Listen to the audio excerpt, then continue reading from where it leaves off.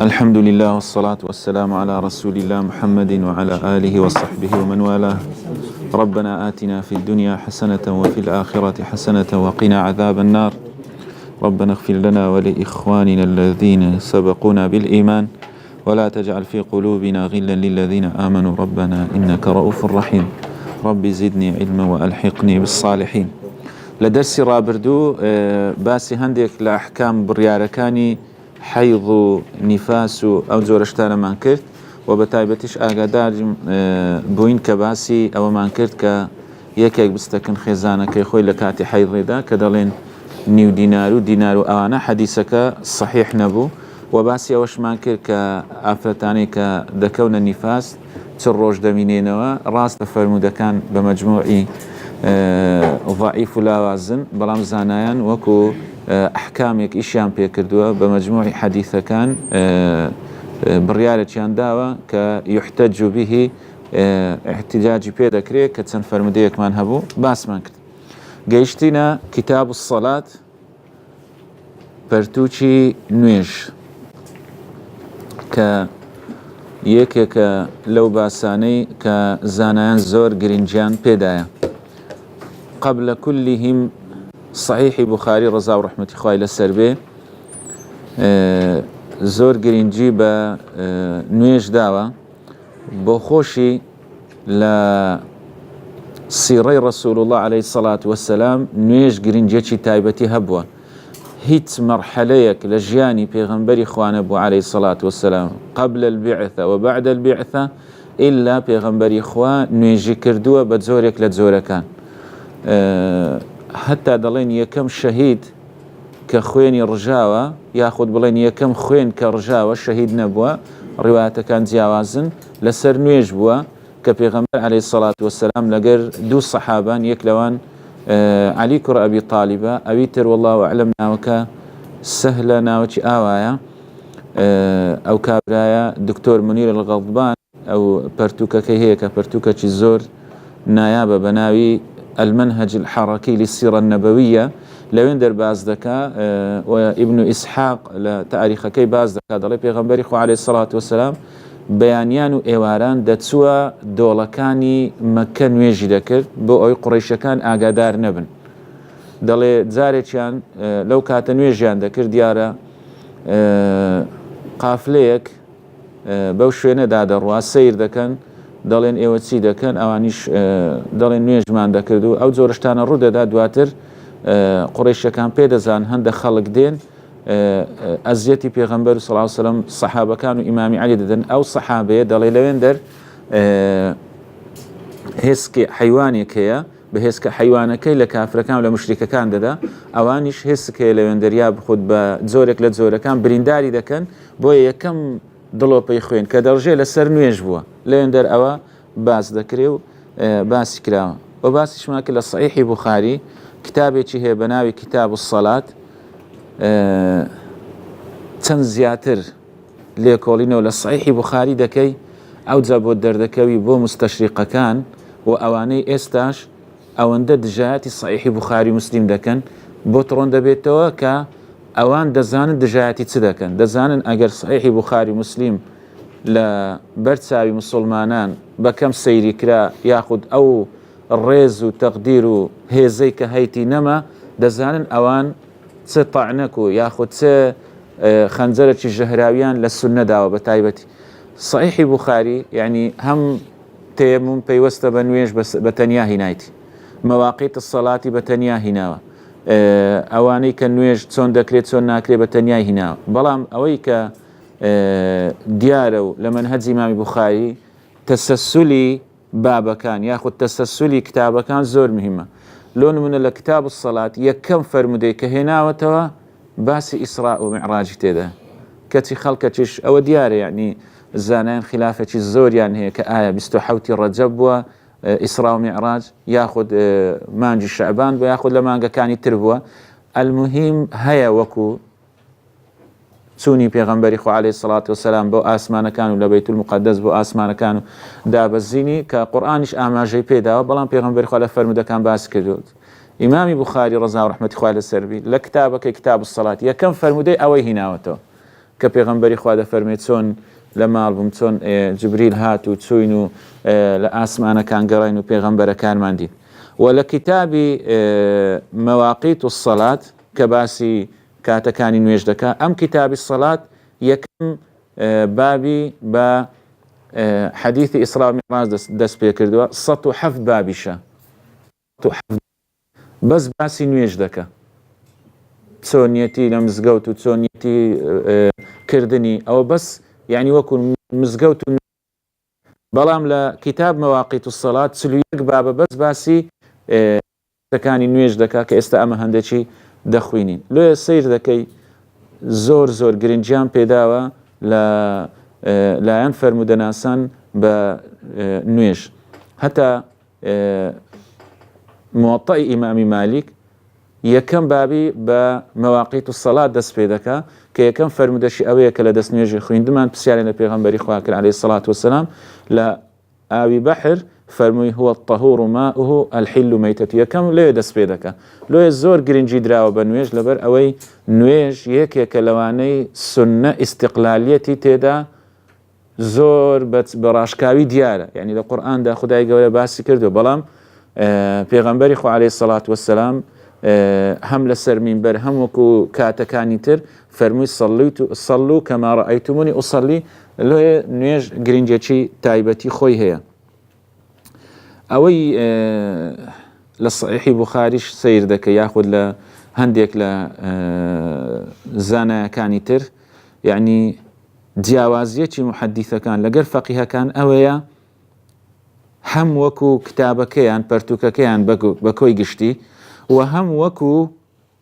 بابەکانی تایبەت ئێستا بۆ نمونە سەحیحی بوخاری جامیعە هەموو باسەکانی تێدا باسی نوێژی تێدا باسی عەقیدەی تێدا باسی مەغازی تێدا باسی تەیەمومی تێدا یعنی باسی سێر و تاریخی تێدا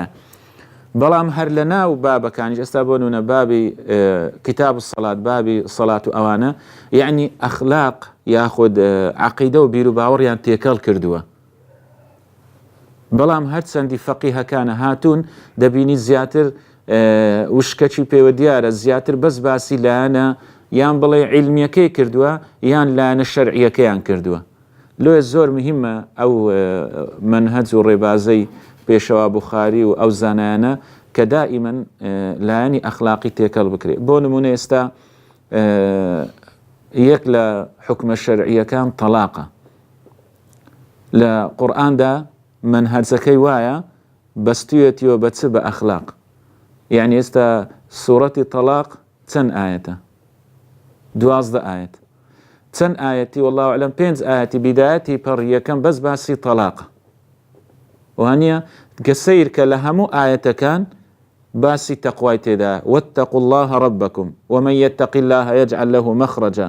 ومن يتق الله يجعل له من أمره يسرا ومن يتق الله يكفر عنه سيئاته ويعظم له أجرا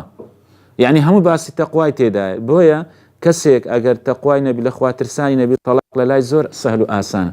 بەڵام لەکن ئەو کەسانە قورسە کە تەقوایان هەیە لێ ئەم منهەجی قورئان هەم لە سونەش جێبەجێ بووە بەڵام ئایا ئاوا هاتووە یاخود نهێنیەک هەیە لە هدانیە لێ زۆر گرینگە یعنی دائما ئەگەر خدای گەورە بە قسمەتی کردن دەرستان و تۆ یاخود محاضر ئەو جۆرشتانە دائما لایەنە فقیەکان لەگەر لایەنی عەقیدە و بیر و باوەڕ تێکەر بکەن دواتر پاش هەموو شتی دەفەرمێت چێ باسی ئیمان بە ڕۆژی دوایی تێدا باسی ئیمان بە خدای گەورەی تێدا باسی تەوەکولی تێدایە ومن يتوكل على الله فهو حسبه يعني زۆر جار دەبینی ئایەتەکان پەیوەست کراوە بە بیر و باوەڕ و عەقیدە و بە ئەخلاق لەبەر ئەوەی ئاوا بەروبوومی دەبێ هەرچەندی سەحیحی بوخاری مسلیمیشە ئاوا تێکەڵیان کردووە بەڵام بەڕاستی کتوبەکانی تریانی دەبینی زیاتر بەس باسی لایەنی شەرعی و لایەنی ئەم جۆرە شتانیان کردیان ئەوەش لە کتاب الصەلات بابەکەی دەست پێ دەکا بە مەواقیت الصەلات دائیمەن کتاب وەکو چییە تەشبیه نەبی ئێستا ئەمە لە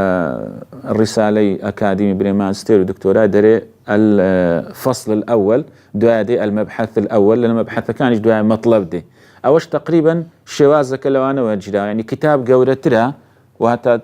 تەشبیه نەبی وەکو خانووەکی بی یاخۆکو مەوسوعێکی بی خانووەکی بی بەڵام بابەکان هەر دەرکەیەکە و غورفەیەکە و شتێکی تێدایە ئاوا یعنی کتابەکە گەورەیە برین قەسرەکەیە خانووەکەیە بەڵام دەرگایەکان هەر بابە و دەرگایەکی هەیە ئەمەش کە لە زمانی عەرەبیدان دراوە مانا و مەغزای خۆی هەیە. دەڵێ باب المەواقیت ئەم بابە باسی ئەوەی دەکا کە چۆنیەتی نوێژەکان کراوە. هە لە صحیحی بوخاری لە دوای ئەم حەدیثی دووەم سێم باسی ئەوەی دەکا کە پێغەمبەری خۆ عەلەیهی سەڵات وەسەلام چۆن ئەو پێ نوێژەی کردووە چونکە ڕاستە لە ئیسرا و میعراج بەو سیفەتەی کە 50 نوێژ و دواتر بۆ 5 بەڵام ئایا چۆن کردوویەتی پێغەمبەری خوا دەرێ جبریل دابەزیوە لە هەموو کاتەکان ئەوەی ئێستا ئێمە دەیکەین نوێژی کردووە و پێغەمبەری خوش لە دووی نوێژی کردووە هەر 5 فەرز دواتر پێغەمبەری خوا فەرمووی ئاوا ئەمرم پێکرا کە نوێژ بکەم ئەویش لە صحیحی بوخاری هاتوو.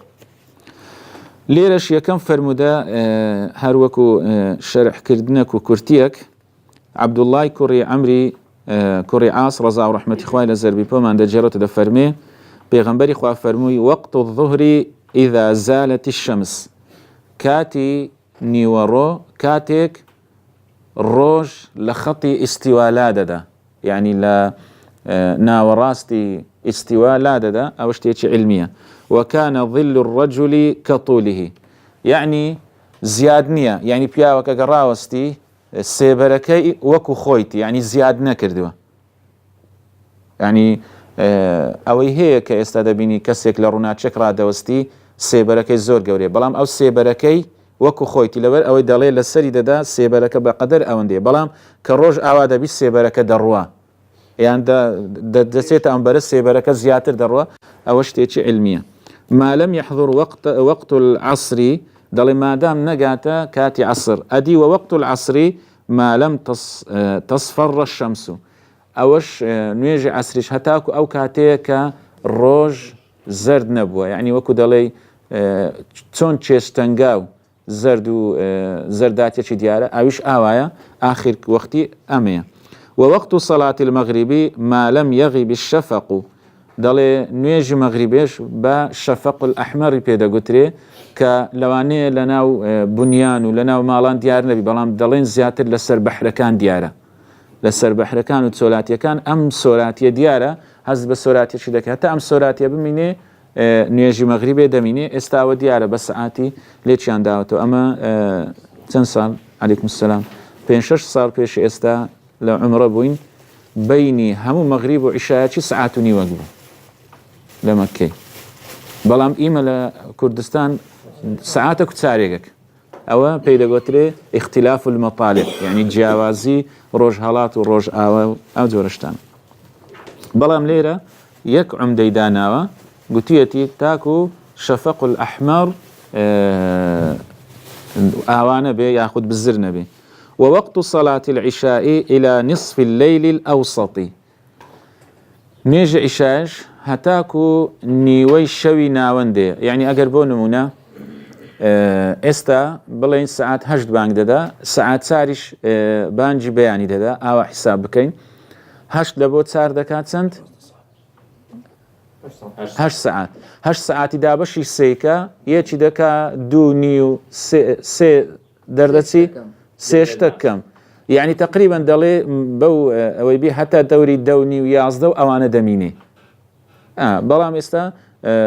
ئیتر دێ حەدیثی تر دێ کە پێغەمبەری خوا تاخیریشی کردووە بەڵام حەدیثەکانی زیاتر کەوتوێتی لە کاتی خۆی بکەن ئەو زیاتر خێری زیاترە. ووقت صلاة الصبح من طلوع الفجر ما لم تطلع الشمس بەڵام ئەوە لە یاد نەکەن هەتا بانجی بەیانیش دەدا دەمینێ زۆربەی زانایان وایە دەمینێ بەڵام مەکروهە لە پاش نصف الليل مەکروهە زیاتر نوێژی تر دێ صلاة الليل و ئەوانە دێ. ووقت صلاة الصبح من طلوع الفجر ما لم تطلع الشمس نوێژی بەیانیش لەم کاتەیە کە فەجری صادق و کاذب هەیە دەڵێن ئەو هەڵاتنی فەجرە وشەیەکی عەرەبیە هەندێک دەڵێن بە مانای زۆرێک لە ڕووناچیە هەندێکی دەڵێن نەخێر هەر شتێکە کاتەکەی دیاری کراوە پێدەگوترێ فەجر کە لە قورآنش فەرمووتی وەلفەجری لەگەڵ سوبحی جودایە هەندێک دەڵێن نە سوبح و فەجر یەک شتە بەڵام ئەوەی زانایان لێیان کۆڵیتەوە دەڵێن سوبح درەنگتر وایە بەڵام فەجر زووتر دێ ئێستا دەبینی بانجی بەیانی دەدا فەجرە بەڵام ڕووناک نەبووە وانە بەڵام سوبح ڕووناچی داوەتەوە لێ دەڵێ سەباح الخەیر ما لەم تەطلوع الشەمس دەڵێ هەتاکو ڕۆژ هەڵدێ دەتوانی نوێژ بکەی ئەوەش تەطلوع و تەصبیح و لەگەر یەک لێک نزیکن مهم ئێستا ئەم فەرمودەیە کە فەرمودەیەکی صحیحە یعنی باسی کردووە کاتەکانی نوێژ بە دەقیقی ئەگەر هەندێک باز دەکەن کە ئێستا دەخوێنین کە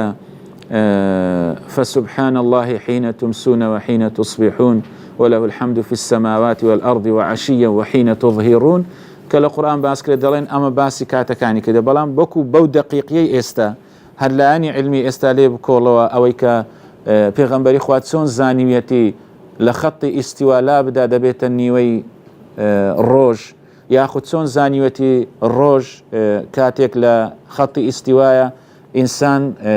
سێبەری ئەوەندەی خۆیتی ئەوانە هەمووی لێکۆڵینەوەی بکە یاخود لەوانەیە کرابی ئەمە بەدەستمان نەگەیشتبی هەمووی دەگەی ئەنجامێکە ئەویش بەشێکە لە وحی کە پێغەمبەری خوا سەر بەخۆی نەوتووە لە چەندەها فەرموودە دەفەرمێ ئەمن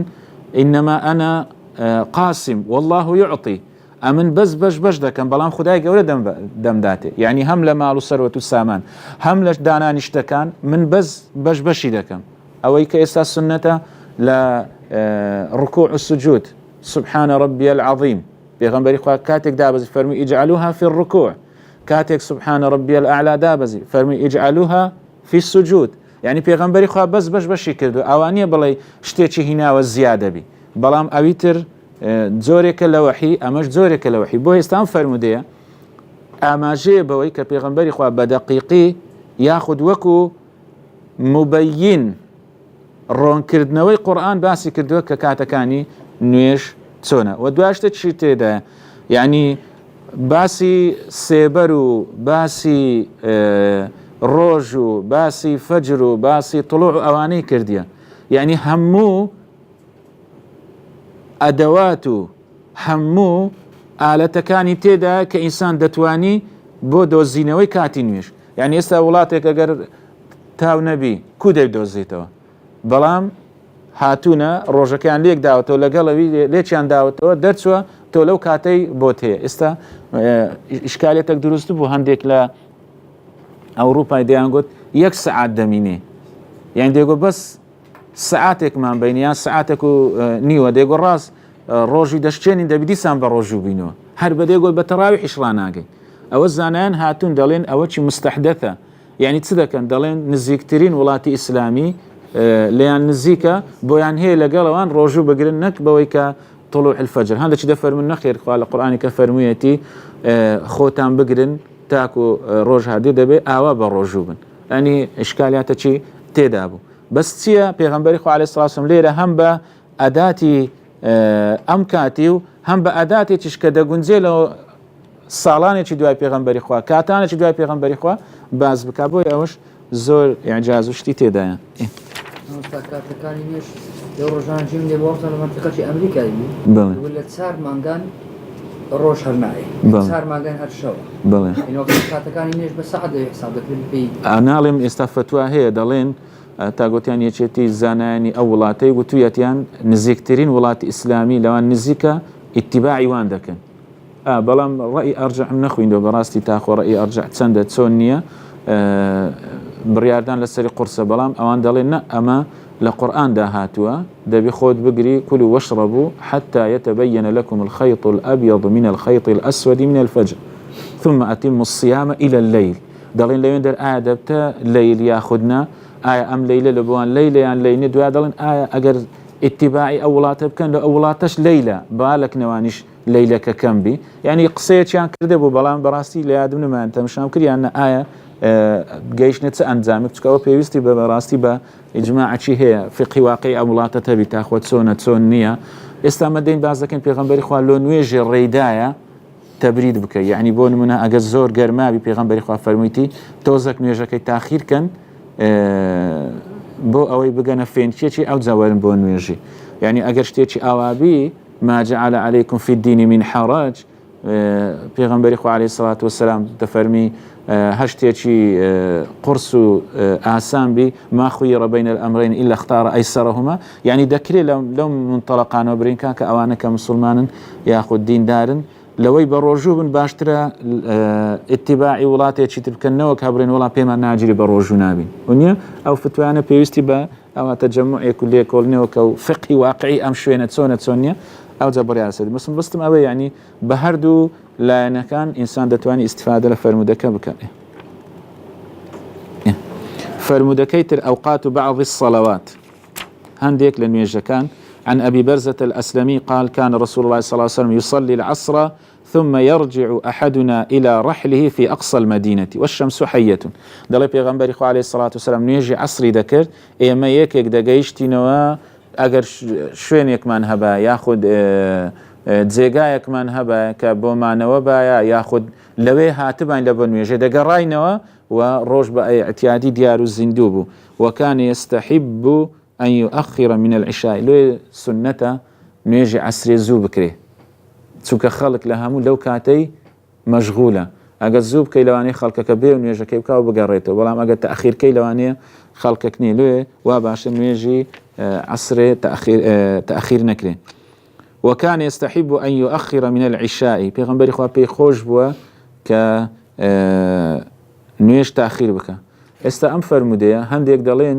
مستحب مندوب نوافل اوانا دەڵێن اصوليەکان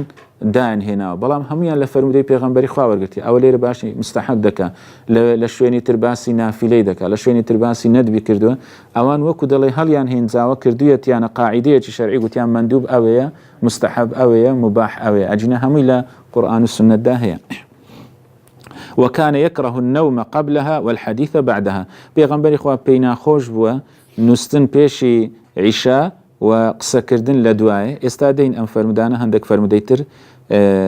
شرحي دكن وكان ينفتل من صلاة الغداة حين يعرف الرجل جليسه دلي پیغمبري خو عليه الصلاة والسلام كاتك نويجي بياني دكرت يعني سنة لدواي نويجي الراس رد ورجيري مأموم كان دلي پیغمبري خو الروي ورد جرى مأموم كان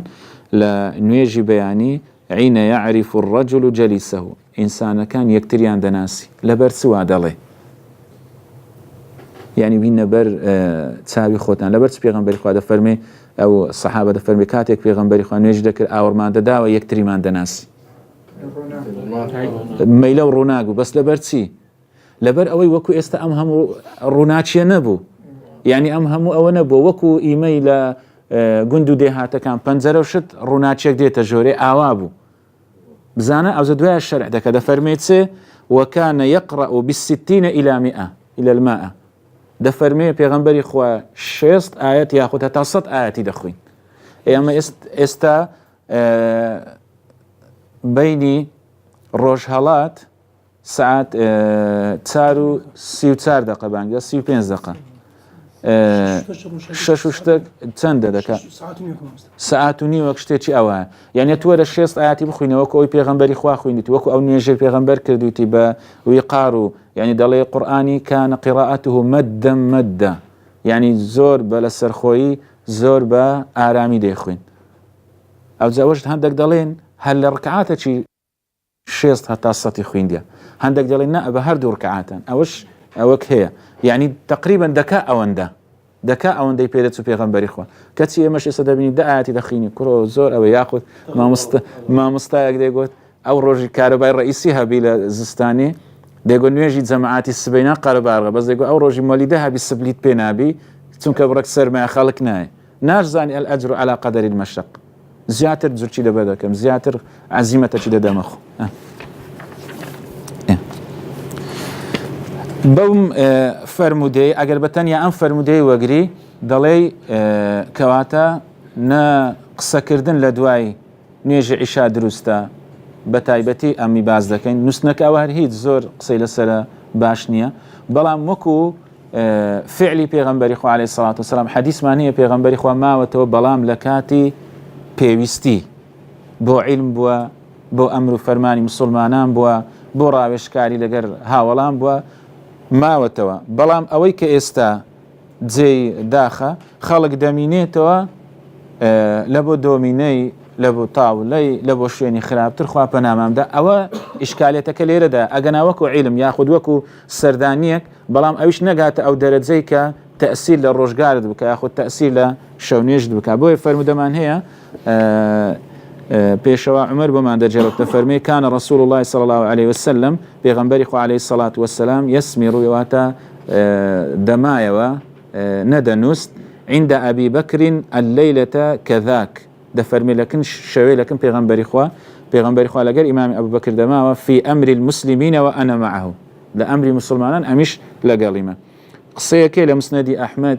إمام أحمد رضا ورحمة الله السربي قيس كوري مروان لزمن إمام عمر هاتا كان بيشوا عمر فرموي بوتي هاتي قلتي والله كسيكم زيهشتوا لكوفة والله أعلم دلي يملي المصاحف عن ظهر قلبي يعني نسين دكا حمويلة لبر بدرخ يعني هم مصاحف أو دقريتو كقرآن دا نسيتو بو خالشي هم أوش دقريتو أجر حديثي بو خالشي نسيبو دل إمام عمر زور ترى بقولتي أو شيء تسونشتي هذاك دل قولتي أو كسيكا ناوي عبد الله كري مسعودة دل إمام عمر هاتو السرخوي قولتي والله كسبوي نبي عبد الله كري مسعود بوي هي أوي بكا لبر أوي أمن شوتي لقل بيغنبري خوا إمامي أبو بكر ما بوينوا باسي ڕاوێژکاری ئەمری مسلمانان و ئەو جۆرەشتانەمان دەکرد دەفەرمی دواتر پێغەمبەری خوا سەیری کرد دەنگێکی خۆش لە مزگەوت دەهات دەڵێ چوین سەیرمان کرد دیتمان ئیبنی معبەد کە نازناوی ئەوەیە عەبدوڵای کوڕی مەسعودە دەڵێ دیتمان نوێژی دەکرد و قورئانی دەخوێن قورئانێکی ئەوەندە خۆشی دەخوین دەڵێ پێغەمبەری خوا فەرمووی ئەگەر دەتانەوێت قورئان بخوێنن وەکو چۆن دابەزیوە وەکو چۆن ئیستفادە دەکەن ئاوا لەسەر ئەو قیڕائەی بخوێنن دەفەرمی دواتر لێبەوە دوعای دەکرد دەڵێ پێغەمبەری خوا فەرمووی سەل تۆعتە فەرمووی پرسیار بکە دەدەنێ ئەوە عەبدوڵای کوڕی مەسعودیش ئاگای لێ نییە دەفەرمی ویستم بۆ بەیانی بچم ئەم خەبەرە خۆشەی بە عەبدوڵای کوڕی مەسعود بگەێنم کە چوون پێم گوتی پێشت و کەسێکی تر پێوتم گوتم چێیە؟ چێ لەگە بوو؟ پێشەوە ئەبوو بەکر لۆیە دەڵێ وەڵڵاهی هەر خێرەکەوی ئیمامی ئەبوو بەکر لەمنی بردوتەوە بە پێشە من کەتووە دەڵێ پێشی من چوو بوو مژدەی پێدا بێ کە پێغەمبەری خوا ئەوەندە دڵخۆش بوو کە ئەتوو قورئانت خوێندووە بۆیە یعنی لەم فەرمودانە وەردەگیرێ لە دوای نوێژە ئیشاش ئەگەر بۆ دەرز بێ بۆ شتێک لەو بابەتەی بێ دروستە بە کۆکردنەوەی فەرمودەکان حديثة ترمان هي زانان برك إشكاليتان للسهية بلام وكو قاعدة باس كراوة دلي دايك من عائشة دفرمي بيغنبري خواه فرميتي لا سمرة إلا لثلاثة بوينية كسيك شو نخوني بك إلا بوسي كسان نبي مصل أو نيجدك أو مسافر أو مسافرة أو عروسين ياخد أواني بوكو الزاوانة لو أنش درستها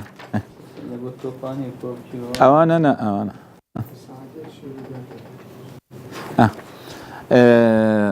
رافع كري خديجش هاتيا خديجش هاتيا بلام ليرة أو إلا كنمنا دلي لمخطوطكي خديجة بفتحية ودالكش كسرية أجينا هم هندك زار سيرم كلا برتوكا كانت خديجش هاتيا هردو چي درستا خديج واتا قورا بلام خديج يعني بتسوك قال كنا نصلي المغرب مع النبي عليه الصلاة والسلام فينصرف أحدنا وإنه ليبصر مواقع نبله دلي إيمان نيجي مغرب ما لقل بيغنبري خوا دكرت يكك لإيمان دقراوة بو شويني خوي أجر هاتو تيرمان هايشتو بها شويني تيرا كمان دديت يعني روناق بو يعني أمش وايا نيجي مغرب يجزو بكري آوالي دخوينيتوا لقل بشكاني فرمودة كان تركا باشترين نويش الصلاة باشترين كات الصلاة لوقتها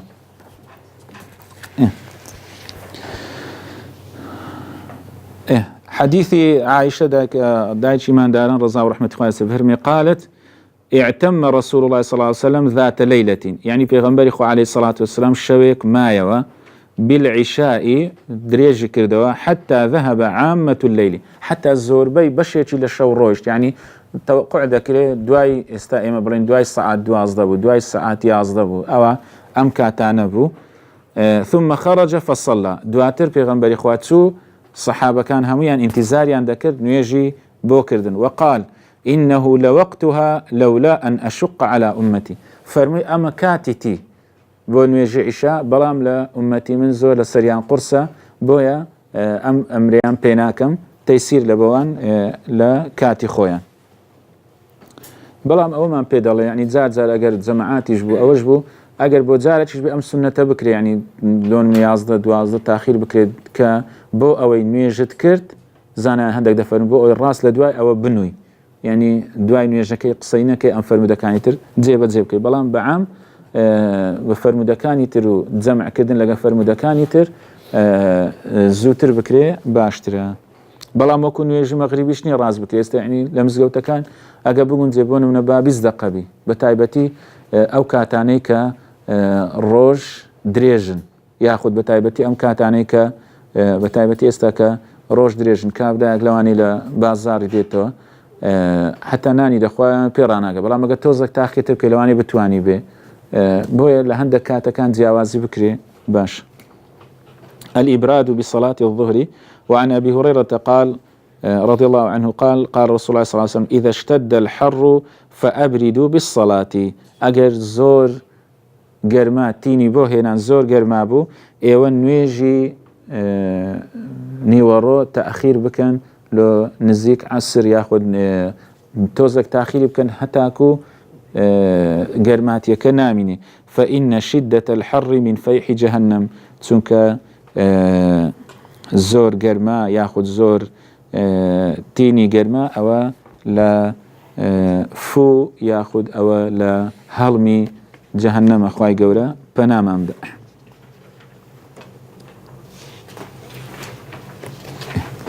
وحديثة تريشمان هي لكتاب كيمن لصحيح مسلم دهت وخباب وما دجر دفرمين شكونا إلى رسول الله صلى الله عليه وسلم حر الرمضاء فلم يشكنا دفرمين قلت ماني بيغنبري خوا إيما كاتك دينا نويج زور قرما دل بيغنبري خوا فرمي ريغانا دراوة بلام لفرمو ديدا دفرمي ريغا دراوة توزيك تأخيري بكن بلام لهر دو فرمو دكان أما بورون دبيتو كبيغنبري خوا ريغي نداوة زماعات نكري بلام ريغي دراوة توزيك تأخير بكري أو درسته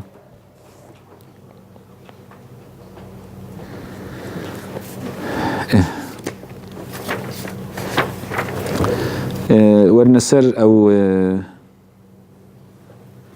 إدراك الصلاة بركعتين وعن أبي هريرة رضي الله عنه أن رسول الله صلى الله عليه وسلم قال بيغنبري خواد فرمي من أدرك من الصبح ركعة قبل أن تطلع الشمس فقد أدرك الصبح هر كسيك لنيوين نويج بياني واتا لركعاتيك بقاتا نويج واتا دستي بيك الركعاتي تشكرت لركعاتي دوام هل ساوى والروج هالات أما فقد أدرك الصبح أو نويج بياني بو درستا ومن أدرك ركعة من العصر قبل أن تغرب الشمس فقد أدرك العصر ولكوتاي روجش أجر كسيك يك ركعاتي نويجي عصر كردي بلام دواتر سير ركعات كيتر لكاتي مغربي بو أمش درستا بلام تنها لا يني حكم كي لسرد هال دجيري أجنا وكو فضل قورة وتساككي بدست ناكوي جاء لهنديك الروايتان ولمسلم عن عائشة بلام قلتويتي سجدة بدل الركعة زانا عند فرمون هردو چي درستا لبر اوي توكاتيك دست يشزدو هر دستيوا اما دبيت الركوع جاءت سبر ركعتان بيت سجدة بهر ما بستي بي يك ركعة تواو كردنا اويش كتسيا فاتحة خويندنا سورتك لدوايتي اگر ل هر دنيا كان بي تزهري بي تسري بي وركوع بردنا ودوسوس دك بردنا وهالصانوية لبو داخل بون لبو ركعات تشتر اما تس بي بقوتري سجدة لركعاتي بي بقوتري ركعة يعني واتا لبداية دستي بي كدو لدواي فاتحي اقبري سجدة لسجدي دستي بي كدو كهر دستيو يعني هر دوشي الروايات كان إشكالة التشيداني هردوشي درسته. الإمام الخطابي رضي رحمة الله فرمي المراد بالسجدة الركعة بركوعها وسجودها، والركعة إنما يكون تمامها بسجودها، فسميت على هذا المعنى سجدة. دربونا قلت سجدك وقلت من بس سجدي تواود به.